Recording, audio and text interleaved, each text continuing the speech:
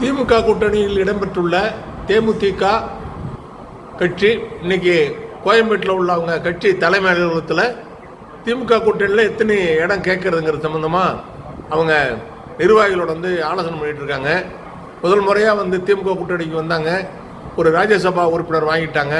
சட்டமன்ற தொகுதியில் எத்தனை சீட்டுன்னு முடிவு பண்ணியாச்சு அப்படிங்கிற மாதிரிலாம் பல வதந்திகளை கிளப்பி விட்டாங்க. இருந்தாலும் இன்னைக்கு இது வரைக்கும் திமுக நிர்வாக குழுக்கிட்ட பேச்சுவார்த்தை நடத்தலை. இன்றைக்கி தான் அவங்க ஆலோசனை கூட்டத்தை நடத்திருக்காங்க. அவங்க கட்சி நடத்துகிறாங்க.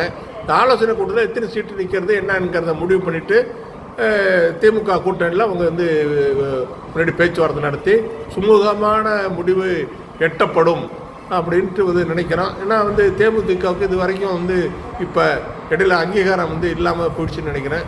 அந்த அங்கீகாரம் இந்த தேர்தல் மூலிமா அவங்களுக்கு கிடைச்சிடும். விஜயகாந்த் மறைவுக்கு பின்படி தொடர்ந்து தோல்வியை சந்திச்சிட்ருக்காங்க. இந்த இதில் இது கிடைச்சிடும், அங்கீகாரம் கிடைச்சிடும். அவர் எடப்பாடி பழனிசாமி அவங்களுக்கு போன தேர்தலில் ராஜ்யசபா சீட்டு தரணும்னு சொல்லி கூட்டணியில் சேர்த்து ராஜ்யசபா இடம் கொடுக்காம ஏமாற்றிட்டாரு. அதில் பெரிய மன வருத்தத்தில் இருந்தாங்க. ஆனால் இந்த முறை திமுக தலைவர்கிட்ட பேசுனதுனால திமுக தலைவர் சொன்ன சொல் மாற மாட்டார்.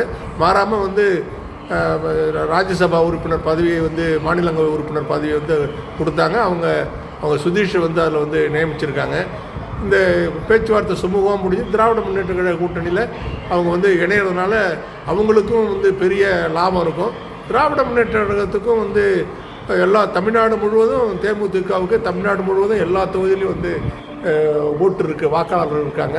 ஒரு குறைந்த அளவு வாக்காளர்கள் இருந்தால் கூட அது இந்த தேர்தலில் நாளமுன போட்டியாக இருக்கிறதுனால அது ஒரு வெற்றிக்கு ரொம்ப பெரிய உதவி செய்யும் அப்படிங்கிறத தான் நான் அந்த கருத்தை நான் பார்க்குறேன். அதனால் இது கூட்டணி இப்போ எல்லாம் பெரிய கூட்டணிலாம் 15 விழுக்காடு 20 விழுக்காடு 10 விழுக்காடு 5 விழுக்காட்டில் வெற்றி பெறுற வாய்ப்பெல்லாம் போயிடுச்சு. இப்போ அது மாதிரிலாம் ஜெயிக்கிறது கிடையாது.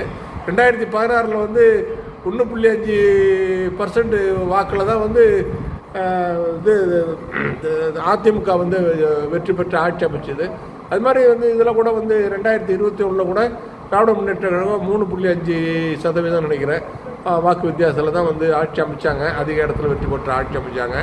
அதனால் ஒவ்வொரு தொகுதிக்கு 1000 ஓட்டு 500 ஓட்டுங்கிறதோட முக்கியங்கிற கட்டத்தில் இருக்கிறதுனால யாரையும் அலட்சியப்படுத்தாமல் கூட்டணி அமைக்கிறது தான் சிறந்த வழிங்கிறதுனால திமுக திராவிட முன்னேற்ற கழகம் ரொம்ப பொறுமையாக கூட்டணி பேச்சுவார்த்தை நடத்திட்டு இருக்காங்க. எல்லாமே நல்ல முறையில் முடிச்சிருவாங்க.